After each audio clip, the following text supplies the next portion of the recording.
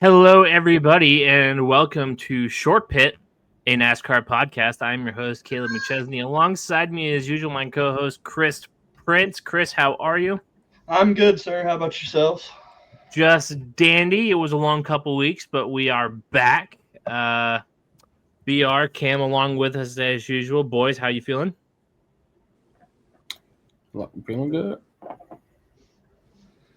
Love the enthusiasm and energy already. We are coming back from a 2 week break, 1 week intended, 1 week unintended. Yeah, so let's just catch up on what we missed before we get to Talladega. Number one, Bristol was an absolute snooze fest. It was a Kyle Larson belt to ass. The tires never wore. Everything was a disaster. And Kyle Larson went ahead and said, all right, if nobody else wants this one, I'll take it. And that's how it ended up. Larson winning, leading, I don't know how many laps. It was a catastrophe. It was a catastrophe. Like 460 something, if I recall correctly. 460 something out of 500 laps. Awesome. It was boring. I took a nap, fell asleep during the second stage, I'm pretty sure. So Yep, and my boy blew an engine at Bristol. That was fun. So yeah, I'm willing to leave that in the past. So let's go ahead and give our awards out now. I counted; it was unanimous. The driver of the week goes to Kyle Larson for leading 467 something laps, and the terrorist of the week is the race as a whole. So clean that up. We're moving on to Talladega, where Austin Cindric was your winner at the Talladega 500, the Jack Links 500. We had a couple of interesting notes from that race, including a disqualification of two of the top five, I do believe, with Logano and Priest. I forget the issue, something about the spoiler. Something was loose so that shouldn't have been, and that resulted in the disqualification. But Austin Cindric, your winner from Talladega. All right, I've been talking enough. Chris, I'm kicking it to you. Kick off our conversation. What are your takeaways from Talladega? I mean, I don't. It looks good on TV. It looked good on TV. I mean, 4 wide, 3 wide racing, right? I guess it's what some people wanted, but I mean, if you look, Lee Diffie would be going insane. yeah, Again. exactly. 3, 4 wide racing, he would be losing his mind. But I mean, you could look and see they were all within a second of each other. Not even. I mean, it was so close. They were all running the same speed. It was kind of just boring, honestly, more often than not. And then when they did open up, it didn't seem like they were going anywhere for the brief periods of time where people weren't managing fuel. So I mean, I don't know. Again, we've saw conflicting things come out from people in NASCAR. I think Cam posted it in our chat earlier where Elton Sawyer said something about it. What's there to change? The fact that I don't know. Honestly, I mean, what are you going to do? Because you can't get nobody in NASCAR with decision-making power to listen to the fans, it seems like. So, Cam, kicking it to you. What are your thoughts and takeaways from the weekend at Talladega?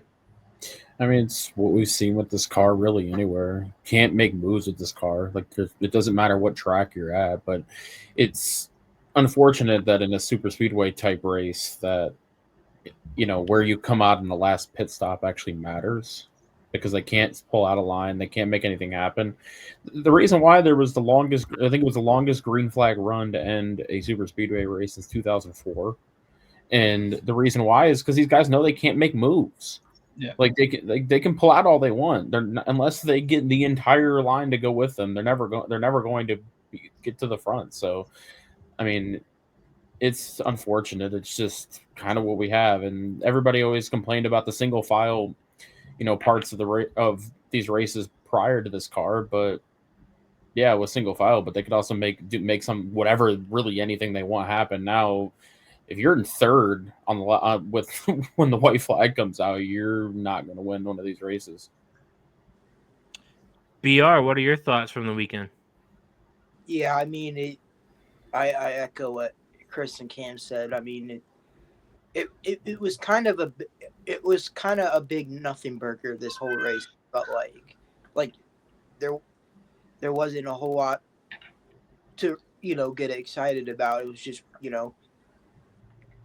everybody going single file, but not single file, I guess, because there's two of them, but side by side for every single red flag, goodness, green flag lap. It just it was boring. Which, if for all the stuff we have said about how plate tracks are just a roll of the dice, until now we've never said they were boring. So that should be a big red flag to NASCAR that something needs to change with this car, but we don't because aren't getting it because they're incompetent or just don't care. Harsh words from BR. My thoughts. I was pretty optimistic about the race when we saw all those green flag pit cycles. I thought that could have mixed it up a little bit. I feel like we didn't get to see that at one of the races recently. It might have been Bristol, and that might have been a part of why that was so frustrating, is that we never really saw the field get jumbled up. It might have been another race before that. I cannot remember. But I'm always optimistic when we see those green flag pit cycles happen. And unfortunately, that never really came to fruition. By the time 7 laps came around, I believe the top 4 remained largely the same for at least the last 7, 8, 9, maybe even 10 laps. And yeah, just super unfortunate for a track that usually delivers some weird, some awesome entertainment, and everything just kind of felt really straightforward. But congrats to Austin Cindric, gets his first win of the year at a track a type of track that's usually really kind to him. I don't think any of our opinions on Cindric have changed much. We've all known that he is a top end super speedway racer wherever he may lack in other tracks. He certainly has these kinds of things nailed down. Yeah, he just seems to he never seems to get to finish them prior to this one. I mean, but yeah, I would agree with you for sure on that. He's definitely got his name up there now. He runs consistently in the top 5 or 10, and then something happens, but he finally was able to pull one together. Does anybody else have anything to say regarding this race as a whole before we get into some miscellaneous notes and whatnot? I guess the only thing left that only we covered is why did they all forget how to get on the pit road at Talladega? It's not new.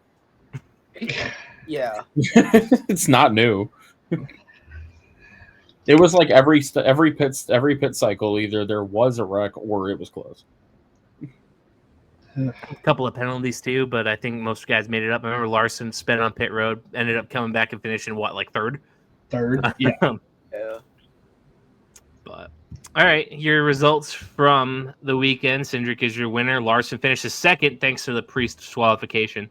Byron third, Gregson fourth, Chase Elliott top 5, Carson Hocevar 6th, Alex Bowman 7, Bubba Wallace 8, Suarez 9, and Austin Dillon. I believe, is this his first top 10 of the year?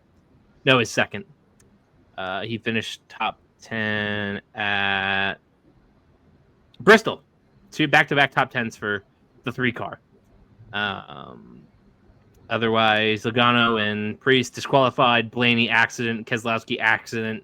Bell and Buescher accidents. Let's get right into that.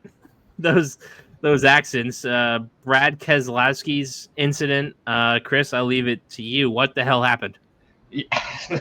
That's a good question. Honestly, looking at it, someone didn't get the communications, or they like Cam said, they just magically forgot how to get on the pit road at Talladega, because it just looks like nobody slowed down at the right time, or someone's brakes didn't work like they were supposed to. Like I said, just something crazy, honestly, and just took out some competitors, big name competitors who I thought would have probably been around near the end of that race.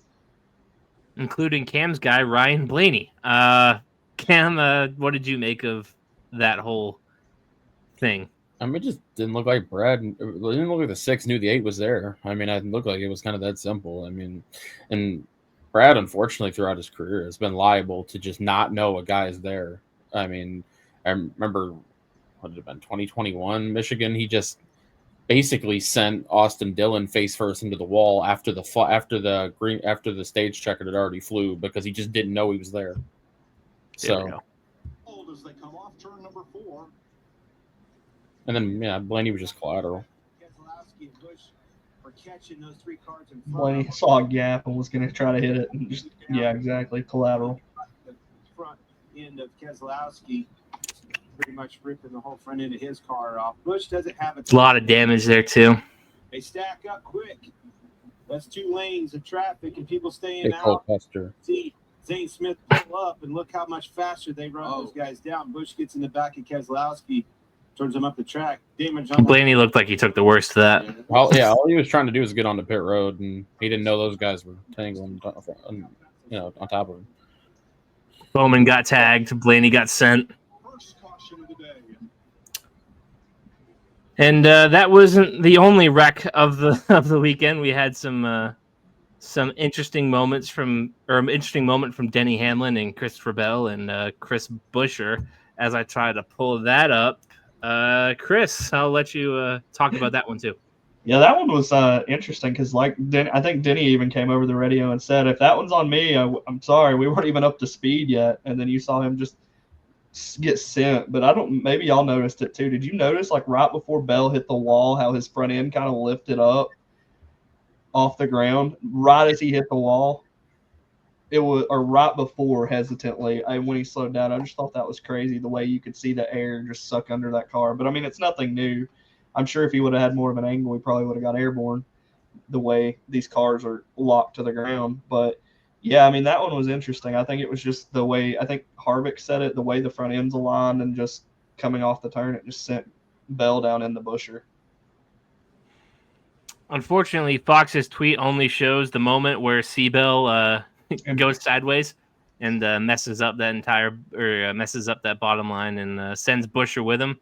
But from what I understood, it was not a bad bump, but it was a bump that sent Seabell a little squirrely and down on top of Buescher there. Tough break for the RFK team this weekend for sure. One self-inflicted, the other not self-inflicted, and then Priest gets DQ'd. So not a great weekend for them at all. But I mean, rare praise to the sanctioning body. The reason he didn't blow over is because of directly them trying to keep those cars on the ground. Last year, that car blows over. For sure. Yeah, probably. Probably. All right, some miscellaneous stuff. BR, I'll let you pick our two. We have Casey Kane's return weekend to Rockingham. That'll only take a little bit. And Rodney Childers being out at Spire. I'll let you pick first. Yeah, we'll start with Casey Kane. Why not? All right, Chris. That was the reason I picked it. I knew he was going to him for that. Yeah, that was some bullshit. We won't talk about it. Well, it's I'm on talking the more about docket. that anyway. I'll let somebody else talk about it because my opinions on this incident are very, very extremely biased because I'm coming from like. Well, that's why I went to you first. You're the one with the strong opinion. Like 8, 9-year-old, 10-year-old Chris is a race fan that's coming out and like girls are stupid and shouldn't be in NASCAR and yeah. Different, thoughts. We're definitely getting canceled if I go on that rant anymore, guys. So no, right. You're a grown adult. Handle your business in a mature fashion, Chris. Yeah, I mean, you could probably say realistically it wasn't her fault. The 18 just ran into her. I mean, like she said, she don't have a disappear button, but she also doesn't know what she's doing. She's kind of shown that before. She don't have the experience on a track like that.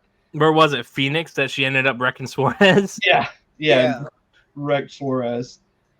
So I mean, it's one of those things where I could go either way, but damn it, I wanted to see my guy finish better. He had a fast car. It was a fun 20 laps.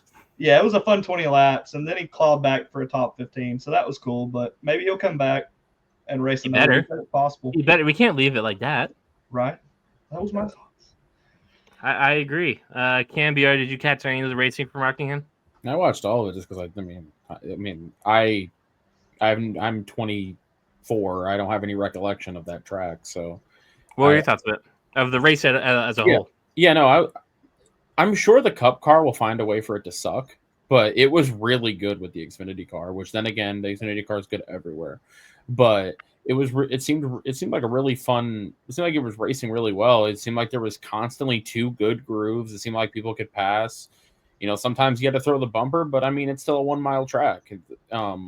I thought it was good. I mean, the Casey Kane part of it, I do believe he was putting down the fastest laps on the racetrack at the time of his time when he got wrecked. Not to rub salt in the wound, Chris, but it just shows that if he comes back, he could be definitely competitive. And the Catherine Legg thing, I mean, she was going too slow, but Swalich is out of his element in that car also. So it was really just two people out of their element because I mean, Swalich is in Gibbs equipment and is like 27th in points, 28th, and it's not because he keeps wrecking. It's just he's not good. So Casey was just a collateral to, like I said earlier, to two drivers who were out of their element in different ways. But Rockingham, it looked incredible. I loved the racing, but I'm sure the Cup car will find a way to screw it up.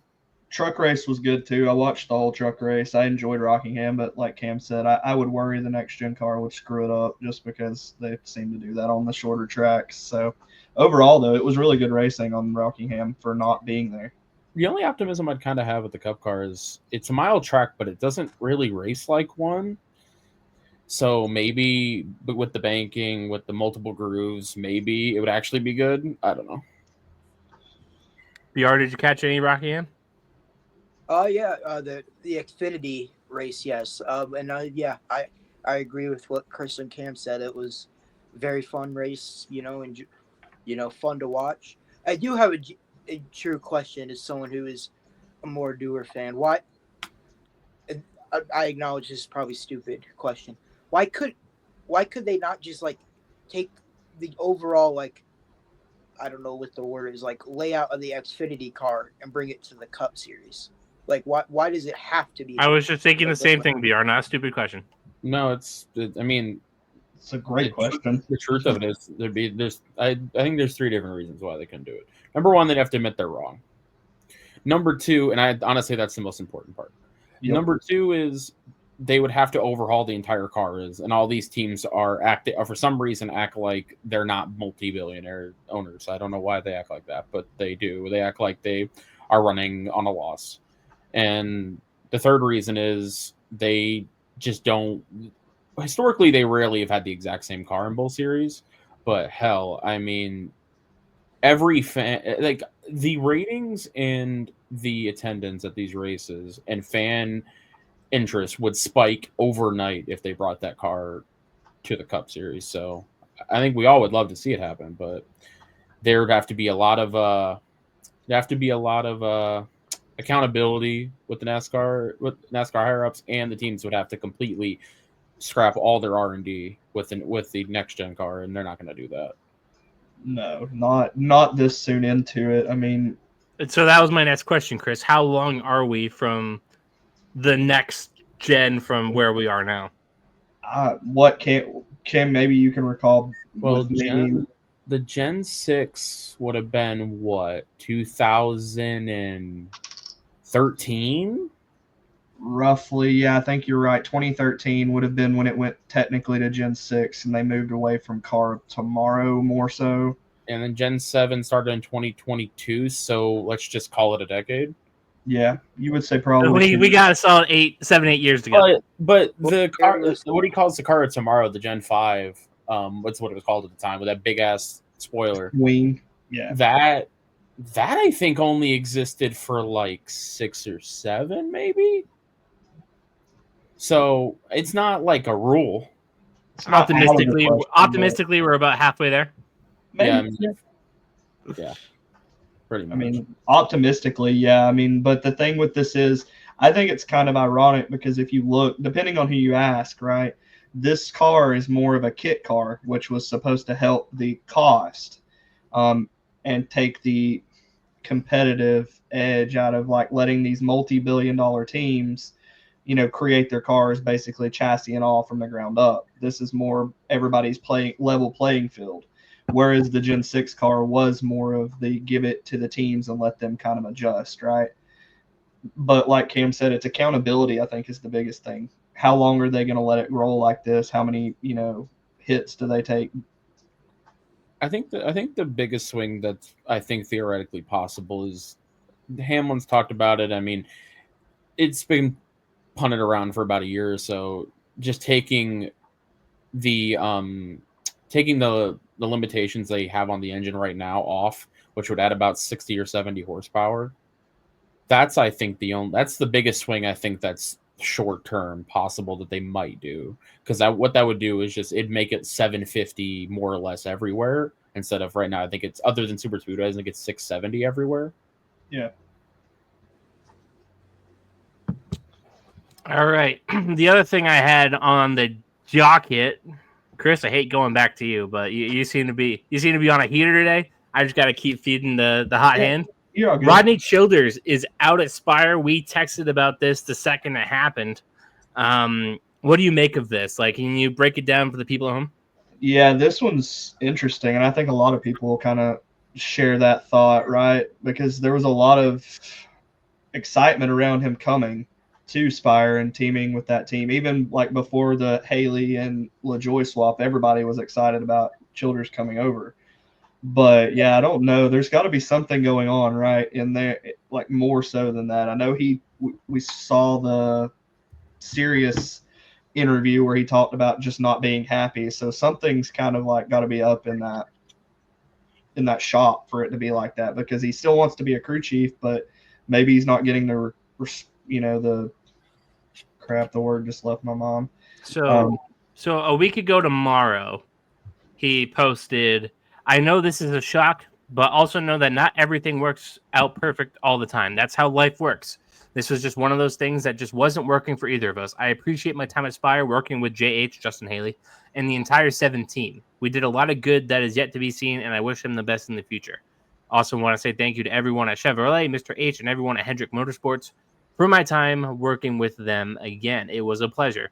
Thank you to NASCAR, the officials, and most importantly, the fans for your support. For me, I'm going to take a little time, focus on the important things in my life, like family and friends, and honestly, just see what the racing world holds for me next.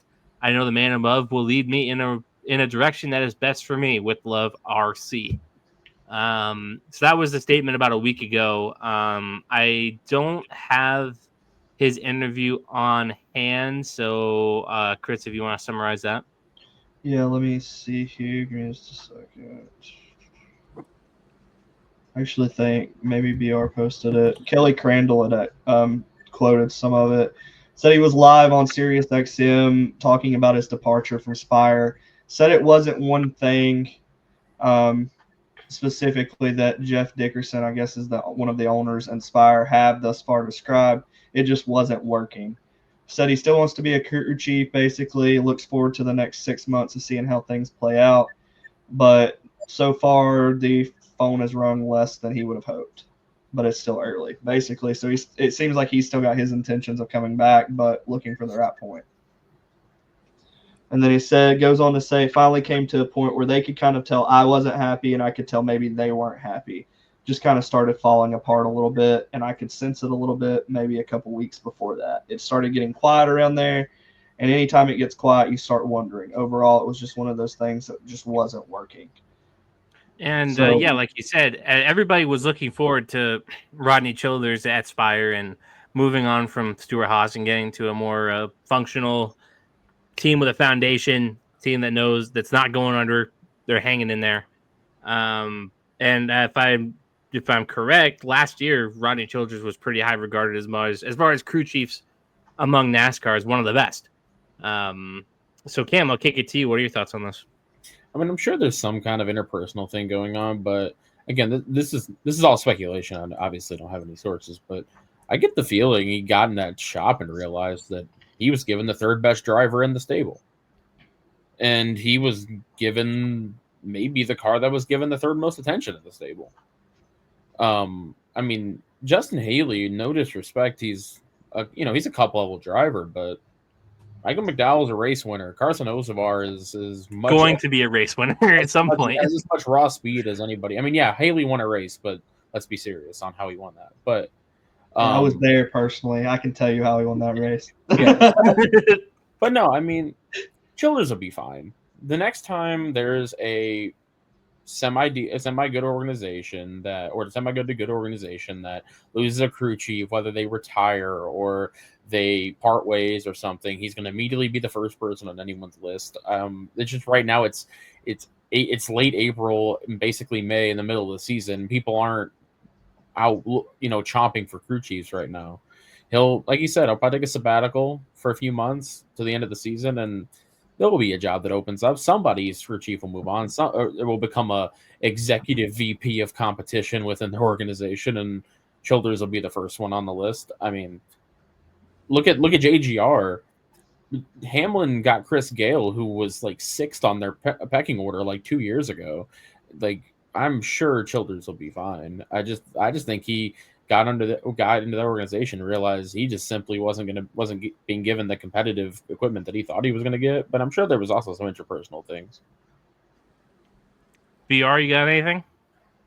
First thing popped into my mind is if Briscoe continues to not do so hot, do they consider bringing him in to try, not like during the season, like for next year, him to the Childers? I was about to say, is BR still calling for James Small's job? I mean, yes, but that wasn't my intention.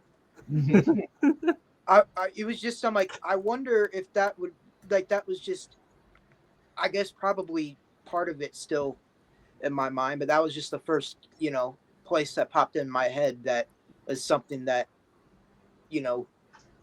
should it become open, that would probably interest Childers. And,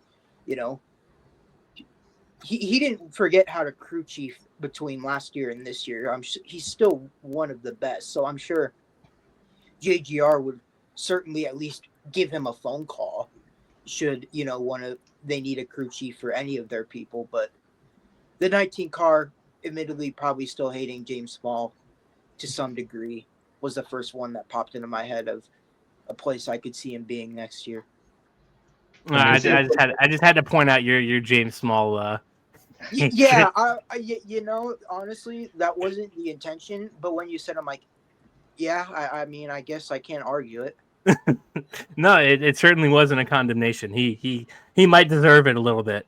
Or maybe Grandpa decides that he's tired of seeing his grandson run 22nd, and they get rid of. I don't even know who his crew chief is. That would be. I would like to think that the 11 and 20. I can't see either. Tyler Allen is Ty Gibbs' crew chief. Yeah. Okay. Yeah. Well, I take it back. 54 makes more sense. I mean, we could, move on Alan Gustafson up to competition committee director or whatever with Chad Knaus and give Chase a change of direction. I wouldn't complain too much.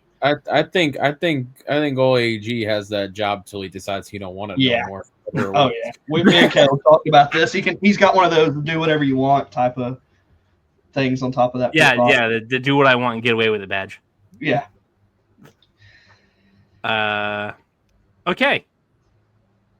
Don't think we have anything else. We talked about the disqualifications. We talked about Casey Kane. We talked about Rodney Childers.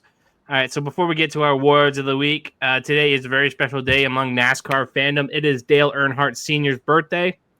He would have turned 71 today. I do believe I have my math correct, or 71, right? I thought it was 74. It might be 74. He was born in 1950, I thought. Oh, it was 51. 74. No, yeah, 51. He was born, I don't know why I had 71 in my head, but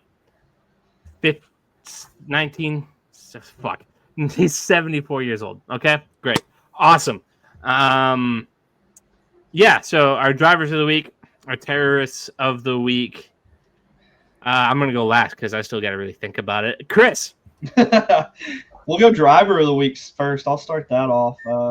I'm probably going to go with the low-hanging fruit here, but Kyle freaking Larson finished a restrictor drafting style race in the top 5. So, yeah, I'm going to take the low-hanging fruit there and go with Larson. Absolutely carried my pool this week. Cam. I mean, pre-DQ, I might have went with Ryan Preece, but since he got DQ'd, I guess I can't really say. But, I mean, I'll just go with Austin Cindric. He finally got another one of these done since he won the 500 a few years ago. Seems like he's always in the front of these things every single time. So, good on him to get it done. It's not like at a plate track you can really be like, wow, this guy just was amazing today. It's not really like anything you can say. BR? I don't think he ended up finishing very high, but I'm going to go with Riley Herbst just because they talked about him for like the first time all season, like until that last pit cycle where Chastain did that move that basically just cucked all the Toyotas. Yeah. He was running, top 3, top 4 most of that third stage. And by far the best performance of the season for him. Frankly, really the only performance that I've remembered he's on the team I follow. So Yeah, he collected a P9 in that first stage and finished 22nd. So more than respectable. It's better than anything he's done this year.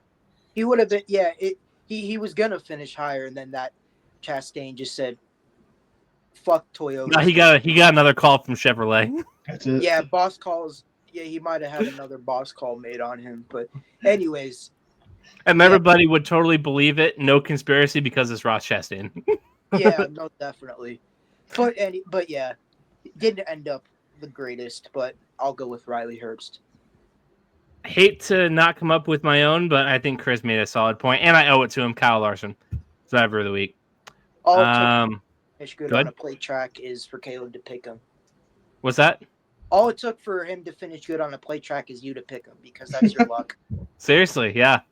You have real satanic magic in our pool. Yeah, no, seriously. Like I said, I'm gonna have a 200-point lead at Brickyard, and then I'm gonna choke it away. I'm gonna choke it away very quickly. Yeah. All right, terrorist of the week, Cam. I mean, I'm writing in who I think you're gonna pick. I mean, I want to pick the package as a whole, but we covered that enough. I'll just pick Brad because apparently he never knows where he is. That's the one. That's the one I wrote down. BR. The Fox broadcast. That's Fox a broadcast. All right. Shout. Yeah. That's a great shout. Lay it out. Why? Yeah. 2 commercials in the last 15 laps, including one under 10 to go, is just They were side by side with 5. yeah, 5 to go, 5 to go, and it wasn't just a one commercial, one 20-second commercial. Like, okay, whatever. It was like 5-6 commercials long, under 10 laps. That's just frankly ridiculous. Raise your hand if you're excited for Dale Jr. on Amazon Prime. Oh my god, we're so close now. We just have to get Charlotte. We just wait, no, they have Charlotte now, don't they? Yeah, they start at the Coke 600. Fox lost Charlotte. Thank God. Thank God. Chris. I'm gonna go, even though it wasn't a terrorist move for me because I'm a Chevrolet fan. I like Ross Chastain's move because he basically said fuck Toyota fans and Toyota. So that's my terrorist of the week. You're in support. You're in support of the boss call. That's it. I'm in support of the boss call. For much pettier reasons, I'm gonna go with William Byron. Only for the fact that in the last 10 to 15 laps, I'm watching the Bowman cam. Okay, I see him ditch Bowman about 40 times and leaving him out to dry, then coming back and then wondering why he can't pass Cindric and make those lines even. It pissed me off beyond belief. Not that I thought Alex was winning, but I thought they would have had a chance if he would just stop jumping every other 2 seconds. So, William Byron, you are my terrorist of the week. Congratulations. Probably not as worthy of a shout as much as Brad Fox or Ross Chastain, but I'm going to be petty. All right. To everybody's excitement and delight, we're headed to Texas next week. As you fellas put it, a generational run of ass between Bristol, whatever this Talladega race was, and now Texas, who I've been telling Chris since the year I started watching, they need to burn this thing down and just redo it. It needs the Atlanta treatment. It really does. Yeah, especially considering they were talking about doing it to Kansas. Like, what? You have Texas, which everybody agrees is just an absolute liquid dog shit track. We riot if they touch Kansas. Yeah, I'd reconsider my involvement in the sport if they touch Kansas. Yeah, but no, they need Texas needs the Atlanta treatment bad. It's just a free nap on the schedule. They want to do it so bad. Just do it. They want to do it to some track so bad. It's right there. I think they might pull a few thousand people in a live stream of watching them do the demo. A lot of hate watching going on. Yeah. But Texas, the couple of times I've watched it, not all that interesting. I thought last year's end was fun. I don't remember the majority of the race, but the last couple restarts I thought were fun. Denny trying to keep up with Chase Elliott on the last restart and getting a flat tire. I thought that was interesting. Chase Elliott running that final lap. I think it was a race to the caution. Ended up getting that win. If you ever want to like don't ever watch all of it because I wouldn't wish that on you. But like, go watch a pre-2022 Texas race with the old 550 horsepower package, and you will see the worst thing you've ever seen in your life. So bad. Worse than what just happened at Bristol a couple weeks ago. I watched that Bristol race 4 times before I ever watched that again. Yeah, Like Texas is the 550 package, they could not pass. You could not pass intermediates at all. You would just bounce off the car in front of you if you tried to pass them. And then you're at Texas, where there's really 0 grooves. All right, it's time for our DraftKings segment. This is where I read all the matchups we got, the props, and we try to make our best picks, and it gives me and Chris a chance to lay out what we're going to do this week as far as picks go. So first matchup at Texas is Brad Keselowski versus Ross Chastain. Oh, that's 2 people that are good here. Except Brad has blown this entire season. I'm picking Ross. I'm gonna go Ross. just 'cause- Brad's weirdly really good here. I think didn't he win the pole here like recently? I don't remember. I know you won your pole here recently, but yeah, no, I'll take Ross. Brad Keselowski at Texas. Hasn't won here ever. But he did win the pole in the fall of 22. Oh, was that long ago? Damn. Yeah. He has a P2 last spring and a P7 in the fall of 23. So, yeah, you're right. He is quietly good here, but he hasn't won here ever. But winning only matters as far as you're beating Ross Chastain this week. So I'm still taking Ross. I haven't seen the speed out of Brad this year, but not as much of a slam dunk as I thought it was. All right, BR. Bubba Wallace versus Daniel Suarez. Bubba Wallace, he's been good this year. Daniel Suarez has not. What is the odds on that? Daniel Suarez is plus 130. I know this is one of those tracks where Suarez is like weirdly good. Wallace is minus 180. So yeah, I mean, I know it's one of those tracks where Suarez is like randomly good, but like, where has Suarez been in any race the entire year? He wasn't even there at Atlanta, where he's just crazy. Yeah. Daniel Suarez this year, he collected a top 10 at Talladega. Other than that, P2 at Vegas. And that's been it. Oh, yeah, I forgot about that. Race. That's been it. He's only led 14 laps this year, and they were at Vegas and at Talladega. Woke So, I'll take Bubbles and not look back. Yeah. I'll take Denny Hamlin versus Seabell.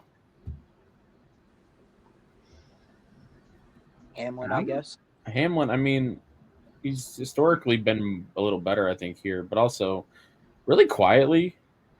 Where has Bell been for a couple weeks? Let's see here. I'm like, he really hasn't done anything since the back. Yeah, he's been really quiet.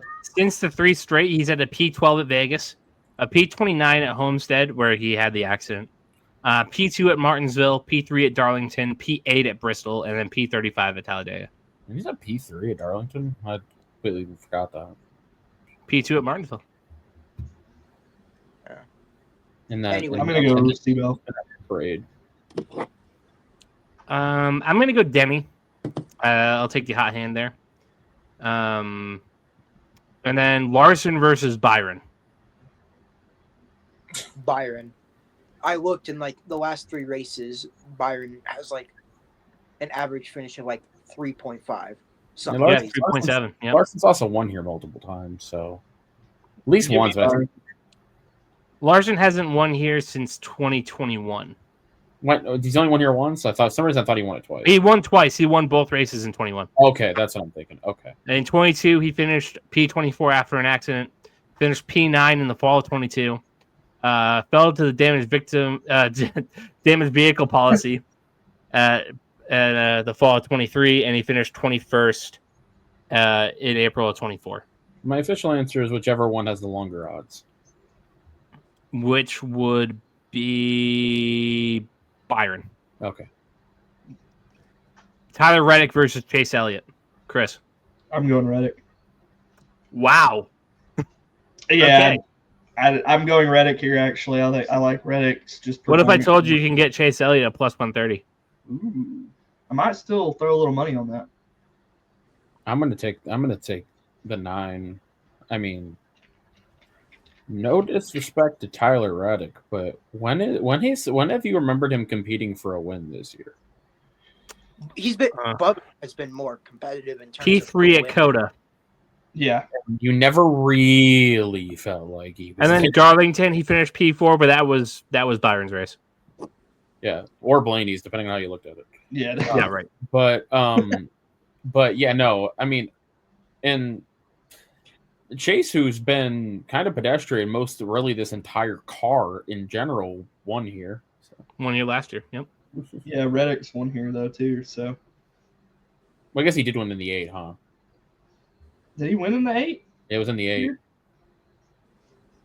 The year Stand he won by. 3 races, it was Road America, Indy, the road course, and Texas. Texas. He has a 10th place average finish here at Texas. Finished P4 last spring, and he won in the fall of 22. Yeah, so he's still in the 8. Yeah, he was still in the 8. So yeah, So he's solid here. Chase Elliott, on the other hand, at Texas. 14.7 average finish, won last year, finished 11th in the fall of 23, and had an accident in the fall of 22. And in the spring of 22. yeah, he's consistently pedestrian here though too, minus his win last year. I mean, I could see him winning, but yeah, I'm just gonna go with Reddick, the pedestrian. I'm saying between the two, I feel like I feel a little safer with the 9. Yeah, BR? I will say Reddick, I guess. Alrighty, no group props. That's unfortunate. I really like those. But yeah. All right, let's pick a winner, everybody. BR, I'll kick it off with you. William Byron. Like we said earlier, like I said when it was him versus Larson, it's a average finish of 3.7, 3 top 10s, I believe, in the last 3 races, including 2 top 5s and a win, if my memory serves correctly. So this race feels like it could be a real like Hendrick Motorsport bout to ass snooze fest, especially considering the track. So I will pick Byron. All right, you can get Byron at plus, what was it, 600? Yes, plus 600. Cam. It just feels like it's finally time.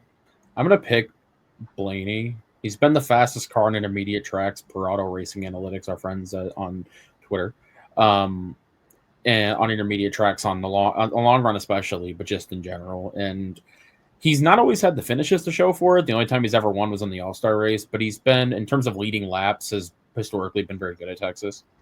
So Yeah, the only race of the next gen car where he didn't lead races was the fall of 20 lead laps was the fall of 23 where he had an accident. yeah, his luck is always abysmal, but it's especially abysmal at this track. What happened last year? Where he had the P6 and P3 stage finish, but finished 33rd. He got caught up. I believe he got caught up in a wreck. I believe, if I remember correctly, because it says running, so I didn't know if he blew an engine. I think he got in a wreck and then continued or something. I'm not recalling that great, but yeah, no. Actually, that's a microcosm of how he runs this place. I mean, he was. I mean, this is years ago now, but I mean, 5 years ago, he was the fastest car on the track before he got hit by a caution and got caught a lap down. He's always really fast here, and for whatever reason, despite the fact the other 2 cars are nowhere on these tracks, he's statistically the fastest intermediate car this year. So it just feels like it's either this week or Kansas. I feel like he's finally due. All right, Chris. Yeah, I'm actually Cam kind of took the stat I was going to use to pick Blaney away from me, the racing analytics. I'm going with Blaney this week for the same reason. I think he's due, and this is like, yeah, he's got abysmal luck, but I really feel like this is his week. He deserves it this week. So yeah, Blaney. You can get Blaney at plus 900 for the win. And then that leaves me. I always try to find value when I do these. Guys with a lot of top 10s, top 5s who just haven't quite gotten there. Sneakily really good here, Bubba Wallace. Bubba Wallace is sneaky good here. But that's not the Toyota I'm going with. I'm going to go with Chase Briscoe in the 19. As I write this down, I'll come back to the tab that has the stats. P6, P10, P5 in the last 3. Finished both stages last year in that shitbox Stuart Haas vehicle. P5, P5. Finished 6th. No laps led yet, but this is better equipment. This should be a better team. Who knows with James Small? But I do think this could be a week where he gets it done when the top 5 odds come out. I will certainly try to see what I can get for value on that. But you can get Chase Briscoe at plus 1,400. So there you go. Alrighty, friends. Chris, what do we got this week? I saw that you put out your podcast. Yeah, we did that after a 2-week hiatus. Got that out this week. Gonna have power rankings and then our picks piece on Belly Up Sports later on this week.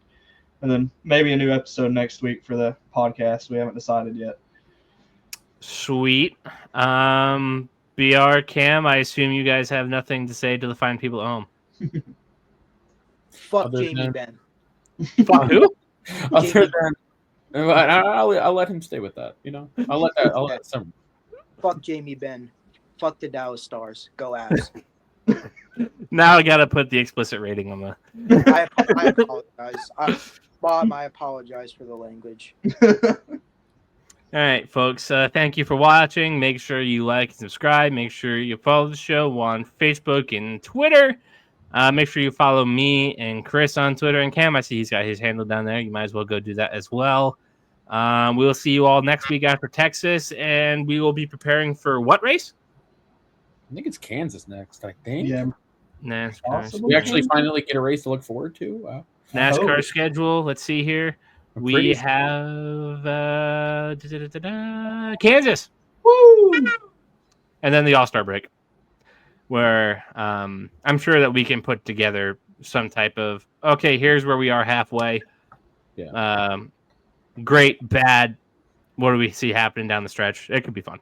So thank you all for watching. We will see you all next week.